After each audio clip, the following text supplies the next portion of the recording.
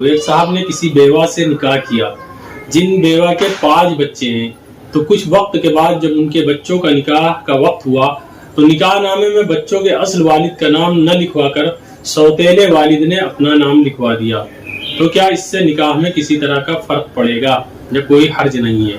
بات کچھ اس طرح ہے کہ سوتیلے والد نے جس لڑکی کے نکاح میں نام اپنا لکھوایا ہے، اس لڑکی کے شوہر اور سسرال والوں کو اس بات کا علم نہیں تھا۔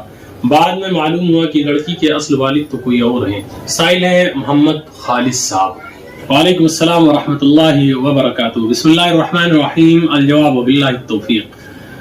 دیکھیں، آپ نے جو صورت ذکر کی ہے کہ نکاح نامے میں اصل والد کا نام نہ لکھوا کر کے دوسرے والد کا یا سوتیلے باپ کا نام لکھوا دیا، تو اصل مسئلہ یہ ہے کہ نکاح نامہ ہو یا کہیں پر بھی ہو، اصل والد کا ہی نام لکھنا چاہیے۔